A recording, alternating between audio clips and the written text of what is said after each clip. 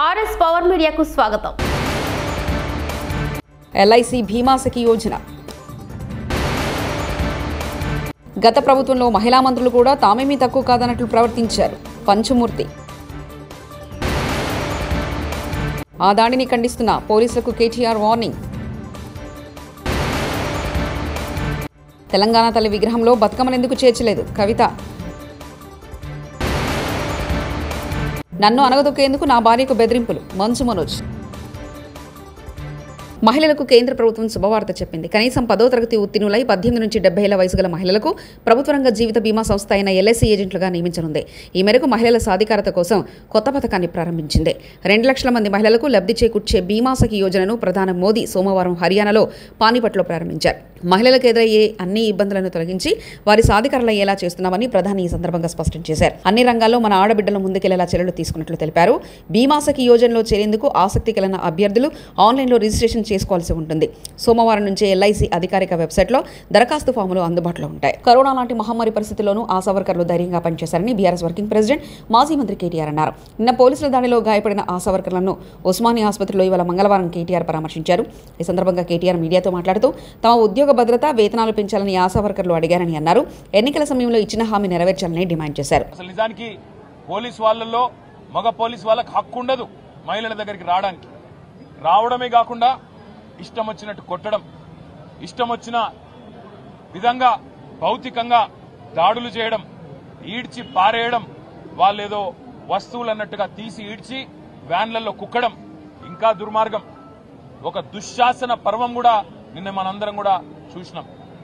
ఒక ఏసీపీ గారు, ఆయన ఈగో దెబ్బతిన్నదో ఏం దెబ్బతిన్నదో తెలియదు కానీ ఆయనతో పాటు కొంతమంది పోలీసులు నిజంగా దారుణాతి దారుణంగా ఒక ఆడబిడ్డ చీరలాగి ఆమెను భౌతికంగా ఆమె మీద దాడి చేసిన దృశ్యాన్ని రాష్ట్రం మొత్తం కూడా చూసింది రేవంత్ రెడ్డి. ఇదేనా నీకు మహిళల పట్ల ఉన్న గౌరవం? హోంమంత్రిగా నువ్వే ఉన్నావు.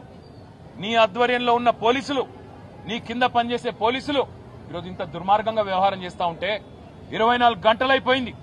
కనీసం ఆ పోలీసుల మీద యాక్షన్ తీసుకున్నావా? ఇప్పటివరకు ఇంతవరకు కనీసం చెల్లించినావా? కనీసం ఒక మాట మాట్లాడినావా నేను అడుగుతా ఉన్నా. పాపానికి ఈరోజు రహీం బి అనే మహిళను ఇప్పటికి కూడా ఆమె అడ్మిటెడ్ ఉంది.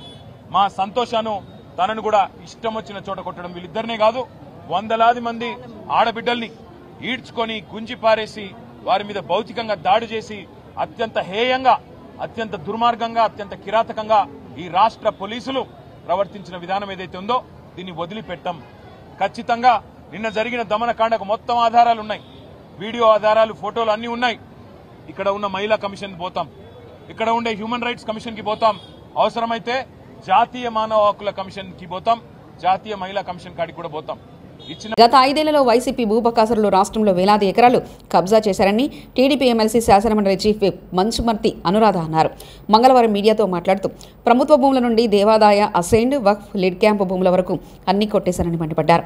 కూటమి ప్రభుత్వానికి 5 నెలల్లో వచ్చిన 1,74,000 ఫిర్యాదుల్లో 68,000 ఫిర్యాదులు భూ కబ్జాలపైనని తెలిపారు. వైసీపీ భూమాఫియాకు హెడ్ జగన్ అయితే సమన్వయకర్తలు సజ్జల, విజయసాయిరెడ్డి, వైవి సుబ్బారెడ్డి, పెద్దిరెడ్డి మిథున్ రెడ్డిలు అంటూ వ్యాఖ్యలు చేశారు. ఏంటిది ఇది? ఎప్పుడూ లేదు, ఎప్పుడు ఆంధ్ర రాష్ట్ర చరిత్రలో చూడలేదు అని చెప్పి నారా చంద్రబాబు నాయుడు గారు ఒక నిర్ణయం తీసుకున్నారు. మొన్న నుంచి రెవెన్యూ సదస్సులు ఏర్పాటు చేయడం జరిగింది. ఈ రోజుకి 5వ రోజు. ఈ 5వ రోజుకి ఈ 68,000 అర్జీలే కాకుండా అదనంగా 1102 గ్రామాల్లో రెవెన్యూ సదస్సు జరిగితే కేవలం 1102 గ్రామాల్లో జరిగిన రెవెన్యూ సదస్సులకి దాదాపు 20,000 కంప్లైంట్స్ రావడం జరిగింది. వైసీపీ పార్టీకి ఏ మాత్రమైన జవాబుదారీతనం దీని మీద ఉందా అని చెప్పి ఈ సందర్భంగా నేను అడుగుతా ఉన్నా. 2019లో గద్దెనెక్కగానే వీళ్ళు చేసిన మొట్టమొదటి పని భూ ఆక్రమణలు. బకాసుర్లాగా తిని అవతల పారేశారు. ప్రజల్ని అమాయకుల్ని చేసి కొట్టి, తిట్టి, గన్నులు చూపించి, కత్తులు చూపించి వాళ్ళ పేరు మీద రాయించేసుకున్నారు. ఎంత దారుణం అంటే వీళ్ళు ప్రభుత్వ భూములు వదిలిపెట్ల, అన్నదాతలకు అండగా వైఎస్ఆర్సీపీ నినాదంతో ఈ నెల 13వ తేదీన రాష్ట్ర వ్యాప్తంగా నిరసన కార్యక్రమాలు నిర్వహిస్తామని మాజీ మంత్రి వైఎస్ఆర్సీపీ సీనియర్ నేత అంబటి రాంబాబు తెలిపారు. ఈ నిరసన కార్యక్రమానికి సంబంధించిన పోస్టులను తాడేపల్లిలోని వైఎస్ఆర్సీపీ కేంద్ర కార్యాలయంలో మాజీ మంత్రి వెల్లంపల్లి శ్రీనివాసరావు ఎమ్మెల్సీలు అధికారులతో కలిసి అంబటి ఈ పోస్టుని ఆవిష్కరించారు.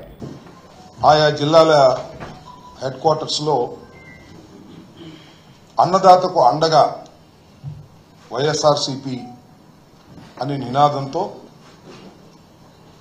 వైఎస్ఆర్ కాంగ్రెస్ పార్టీ ప్రోగ్రాం ఇవ్వడం జరిగింది. ఈ ప్రోగ్రాం యొక్క ప్రధానమైన ఉద్దేశం ఏమిటంటే వరి రైతులను ఆదుకోవాలని ప్రభుత్వానికి విజ్ఞప్తి చేసేటటువంటి మొదటి కార్యక్రమం. ఎందుకు ఆదుకోవాలి అంటే ఇవాళ రాష్ట్రంలో రైతుల పరిస్థితి, ముఖ్యంగా వరి పంట వేసినటువంటి రైతుల పరిస్థితి అతి దారుణంగా ఉంది. ఉదయమే నేను మంగళగిరి నియోజకవర్గంలోని కొన్ని ప్రాంతాలు వెళ్లి చిర్రావూరు, గుండెబెడ గ్రామాలు వెళ్లి అక్కడ రాసులుగా పోసినటువంటి ధాన్యాన్ని చూసి అక్కడ రైతులతో మాట్లాడి వారి ఆవేదన తెలుసుకొని ఈరోజు నేను మాట్లాడుతున్నాను. ఈ సంవత్సరం అకాల వర్షాలు అనేక సందర్భాల్లో వచ్చాయి, వాయుగుండాలు వచ్చాయి. అకాల వర్షాల వలన వరి రైతులు చాలా ఇబ్బంది పడటమే కాకుండా పంట దిగుబడి కూడా చాలా విపరీతంగా తగ్గిపోయింది. కొన్ని చోట్లయితే 20, 25, 30 లోపు మాత్రమే ధాన్యం ఉత్పత్తి జరిగింది. ఉత్పత్తి పంట సరిగా లేక రైతులు ఇబ్బంది పడుతున్న ఈ దశలో చివరికి గిట్టుబాటు ధర కూడా రానటువంటి ఒక దుర్మార్గమైనటువంటి పరిస్థితిని వాళ్ళ రాష్ట్ర ప్రభుత్వం కలగజేసిందని సందర్భంగా నేను చెప్పదలుచుకున్నాను. నేను వెళ్ళిన చోట చెప్పారు, 2 రోజుల క్రితమో 3 రోజుల క్రితమో మన జిల్లాకు చెందినటువంటి మంత్రి, పౌర సరఫరాల శాఖ మంత్రి గారు రైతుల దగ్గరికి వెళ్లారని, ఆ రైతులు రాసులు చూసి అడిగితే వారు తమ బాధలు చెప్తే మీరు కంగారు పడాల్సిన అవసరం లేదు, మీరు ప్రభుత్వమే కొంటుంది, ప్రతి గింజ కూడా ప్రభుత్వమే కొంటుంది, గిట్టుబాటు ధరించి కొంటుంది, బ్రోకర్లకు మీరు అమ్మవద్దు అని చెప్పటమే కాకుండా జస్ట్ ఫోన్లో హలో అని పెట్టండి, మీ రైతు సమస్య పెట్టండి, నేను తక్షణమే తేల్చేస్తాను, మీకు సహాయంగా ఉంటానని హామీ ఇచ్చినటువంటి మంత్రి గారు నిన్న మొన్న 2 రోజుల నుంచి పాపం రైతులు అనేక సందర్భాల్లో ఫోన్ చేసినా, హాయ్ అని పెట్టినా, ఏం పెట్టినా సమాధానం ఇవ్వటం లేదు అని నెత్తి నోరు కొట్టుకున్నటువంటి సందర్భం. మద్దతు ధరగా ఇవ్వాల్సినటువంటి ధర ఇవ్వలేకపోతున్నారు. అదెంతంటే 75 కేజీలకు సంబంధించి 1725 రూపాయలు. ఈ ధరకు కొన్నటువంటి సందర్భమే లేదని మనవి చేస్తున్నా. మరొక అంశం ఏమిటంటే ప్రభుత్వం కొనడంలా దళారులు వచ్చేశారు, మిల్లర్లు వచ్చేశారు. దీనిలో తేమ శాతం ఎక్కువగా ఉంది, 1300కి ఇవ్వండి, 1350కి ఇవ్వండి అని బేరమాడి గత్యంతరం లేని పరిస్థితుల్లో రైతు అమ్ముకోవాల్సి వస్తుంది. నిల్వ చేసుకోవడానికి అవకాశం లేదు. రోడ్డు మీద ఆరబోసుకున్నటువంటి దృశ్యాలు మేము చూసాం. మళ్ళా టీవీలో వార్తలు, అక్కడ ఇక్కడ వార్తలు చూస్తే మళ్ళా వాయుగుండం వచ్చింది, రాత్రికి వర్షం పడుతుంది అనేటువంటి భయంతో ఎంతకో కొంతకు అమ్ముకొని బయటికి రావాలనేటువంటి ఉద్దేశంతో రైతాంగాన్ని ఇవాళ ఇంత ఇబ్బంది పెడుతున్నటువంటి ప్రభుత్వాన్ని మనం చేస్తున్నాం. రైతులు అంటే ఇక్కడ నేను ఏదో గొప్పగా చెప్పుకోవటం కాదు, కానీ వైఎస్ఆర్ కాంగ్రెస్ పార్టీ అధికారంలో ఉన్నప్పుడు ఎప్పుడు కూడా మినిమం సపోర్ట్ ప్రైస్కి మించే కొన్న సందర్భాలు ఉన్నాయి తప్ప తక్కువలో కొన్న సందర్భాలు లేవు. ఇక్కడ మించి కొనడం సంగతి దేవుడు. ఇక తనను అనగదొక్కేందుకే తన భార్యకు బెదిరింపులకు గురి చేస్తున్నారని సినీ నటుడు మంచు మనోజ్ ఆరోపించారు.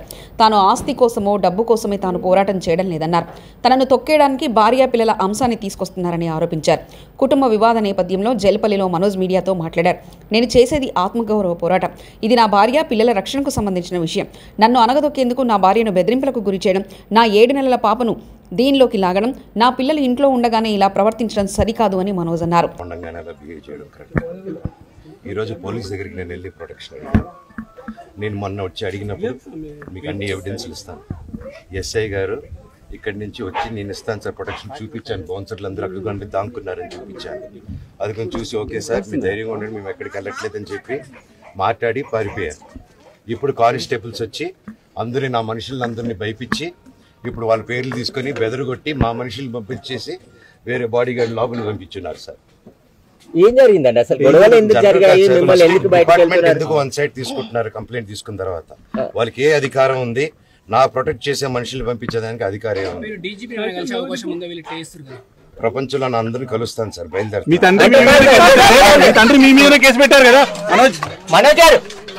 పవన్ కళ్యాణ్తో సినిమా చేయడం గొప్ప అనుభవం అని సినీ నటి నిధి అగర్వాల్ చెప్పారు.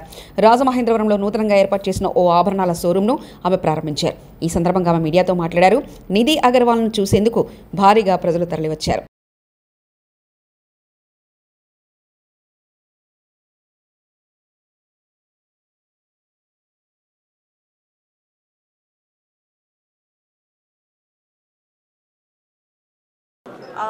నేను చాలా హ్యాపీగా ఉన్నాను టు బీ హియర్.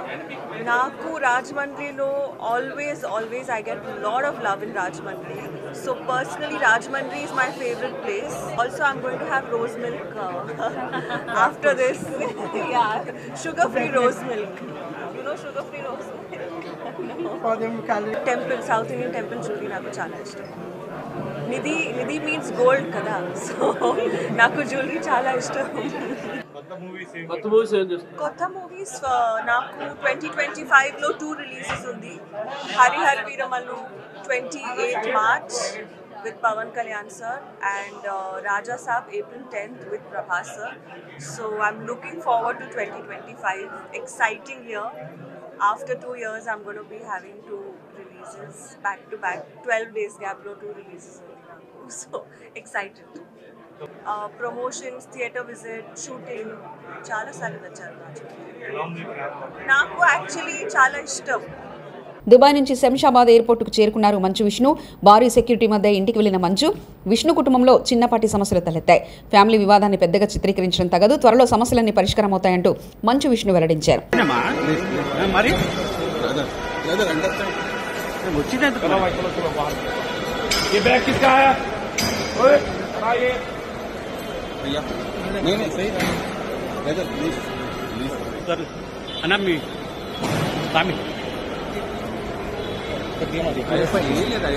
అంటే మామూలుగా గొడవలు అవుతున్నాయి కదా, దాని విషయం మీరు ఎట్లా భావిస్తారు? ఫ్యామిలీ ఇష్యూస్ ఇవన్నీ రిజాల్వ్ అవుతాయి.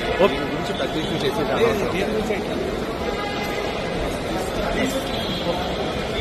కాంగ్రెస్ ప్రభుత్వం తెలంగాణ తల్లి విగ్రహాన్ని మార్చడం అన్యాయమని ఎమ్మెల్సీ కవిత అన్నారు. తెలంగాణ ప్రత్యేక పండుగైన బతుకమ్మను తొలగించి హస్తం పార్టీ గుర్తును పెట్టడం దురదృష్టకరమని విమర్శించారు. ప్రభుత్వ వైఖరికి నిరసనగా తెలంగాణ భవన్లో ఎమ్మెల్సీ కవిత బారాసా కార్యకర్తలతో కలిసి తెలంగాణ తల్లి విగ్రహానికి పాలాభిషేకం, పంచామృతాభిషేకం చేశారు. ఉద్యమకాలంలో పెద్దలు రూపుదిద్దిన తెలంగాణ తల్లిని మార్చడాన్ని తీవ్రంగా ఖండిస్తున్నామని కవిత తెలిపారు. తెలంగాణ సంస్కృతి సంప్రదాయాలను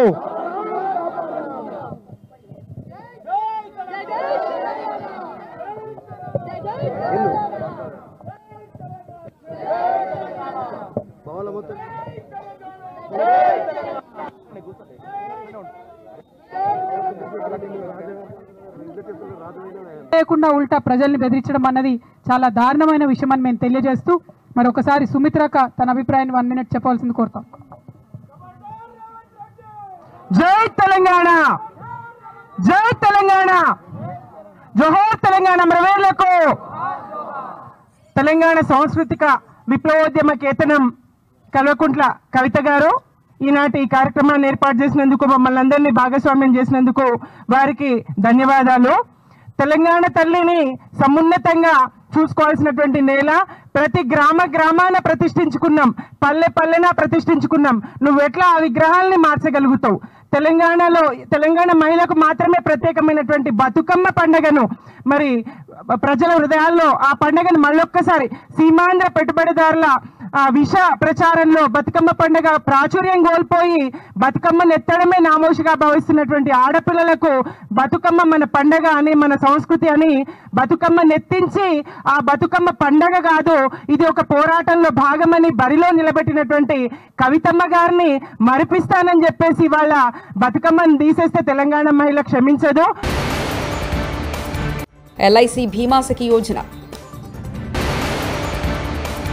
గత ప్రభుత్వంలో మహిళా మంత్రులు కూడా తామేమీ తక్కువ కాదన్నట్లు ప్రవర్తించారు. పంచమూర్తి ఆ దాడిని ఖండిస్తున్న పోలీసులకు కేటీఆర్ వార్నింగ్. తెలంగాణ తల్లి విగ్రహంలో బతుకమ్మను ఎందుకు చేర్చలేదు కవిత. నన్ను అనగదొక్కేందుకు నా భార్యకు బెదిరింపులు మంచు మనోజ్. మరిన్ని న్యూస్ కోసం చూస్తూనండి RS పవర్ మీడియా.